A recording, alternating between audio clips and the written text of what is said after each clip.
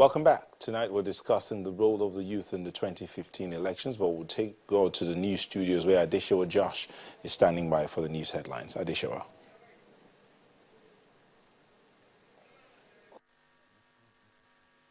Let's take you through our top stories this hour. There are indications of resurgence of bird flu virus in poultry farms and markets in Lagos State. Now, the Lagos State Commissioner for Agriculture and Cooperatives, Mr. Gbolahan Lawal, revealed this to newsmen during a press conference in Ikeja.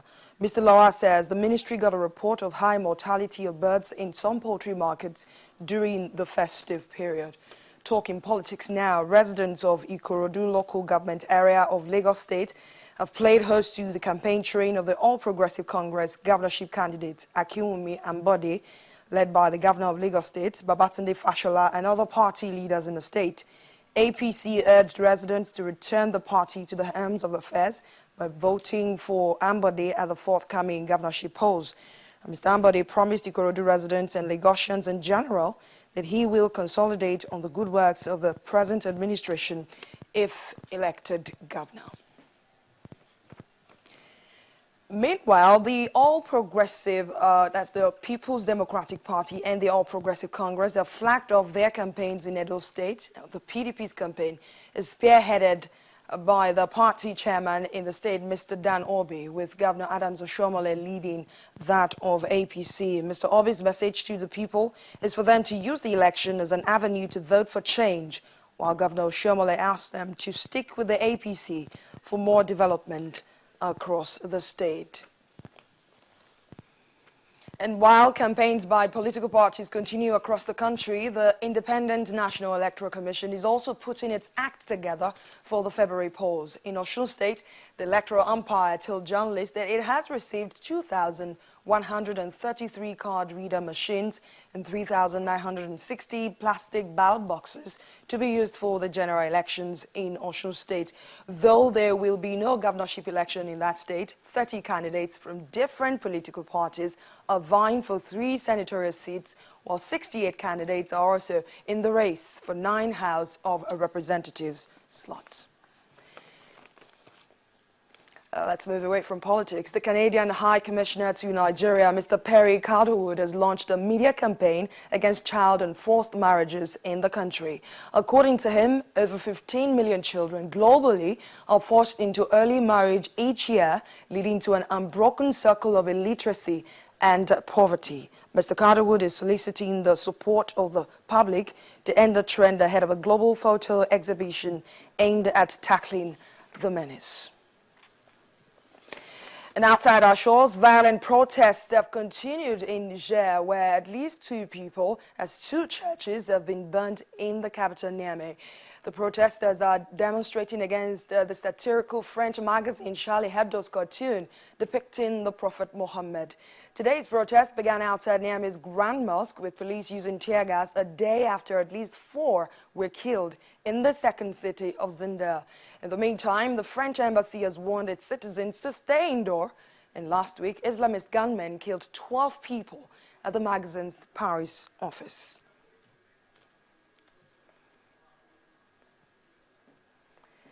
Well, those are the top stories this hour. It's back to you, Nyota. Thank you, Adeshewa. Well, back in the studios, we're discussing the role of the youth in the 2015 elections. We looked at what they did in 2011, the impact they made. Would they make the same impact today? We do have some feedback coming in, especially for those that had the hashtag we have. You could send your tweets at Channels TV or at Nelta Igbe using the hashtag Nigeria 2015 and hashtag PBC collected or hashtag PBC not collected.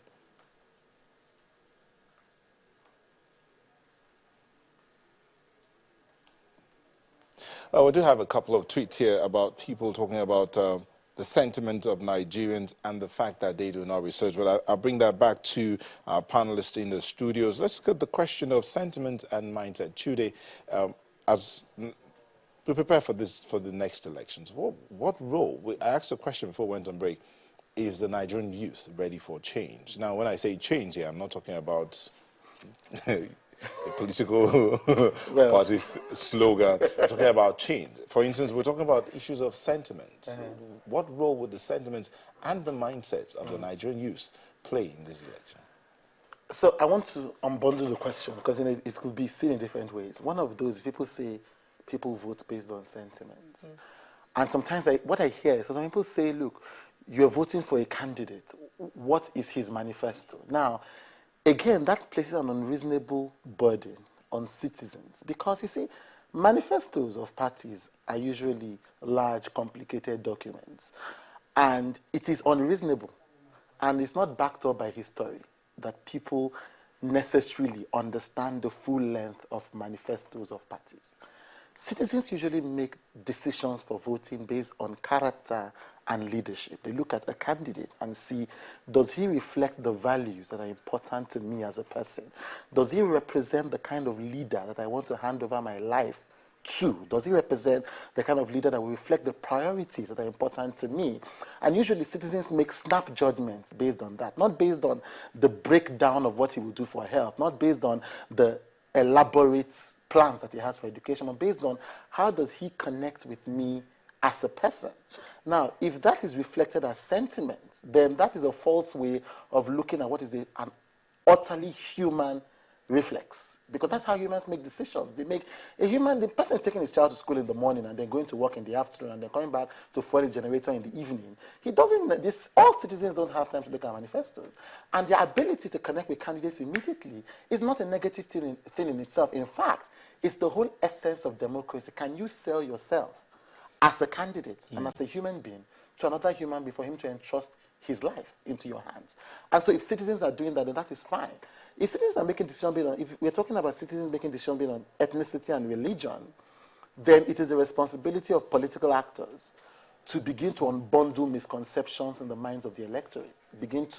If a person is afraid of a particular phenomenon, your job as a candidate is to let him know or let her know why she should not be afraid of that. Again, I am very wary of us putting too much burden on a citizenry already overburdened by bad governance. I feel that it is the responsibility of political and public service actors to take charge of their own work, of informing, of sensitizing, of disseminating, of galvanizing, so that citizens can make the choice that is their duty to make. I don't know if that communicates. So sometimes we move this burden from those who were paid or appointed to do this work and put it to the citizens. No, if INEC, for instance, has a responsibility to sensitize citizens as to steps to take if they feel that their votes don't count, and INEC doesn't do that promptly and efficiently in concert with civil society actors, then INEC has not moved the burden of correct behavior to the citizen. So that's an example.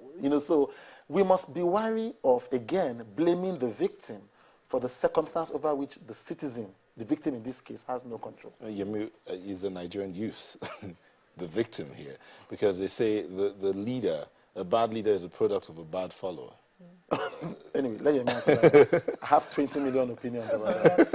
It's a vicious cycle, really. I mean, because at the end of the day, you can only choose from an available pool, and your leaders are not they're not from Mars, they're from the pool of Nigerians. So you choose based on what you have available. And we keep saying this, especially in the context of sort of election season and what people are looking for and this whole conversation about stomach infrastructure.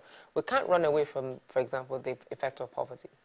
Now, it takes a lot to explain to someone how their lives were better in 4 years if I'm able to do X, Y, Z. But if today I have not eaten, it's also perfectly understandable that what I can get today is topmost on my mind. Now, for a politician, it's actually cheaper for me to pay you for today rather than getting you to see what the benefit is over a 4-year period. So then who do you blame in that context? The politician who has a duty because you're the one running to serve and to improve the welfare of citizens over a period of time, or the citizens who by no circumstance of their own really are in an impoverished situation and are really just able, for the most part, able to think about today.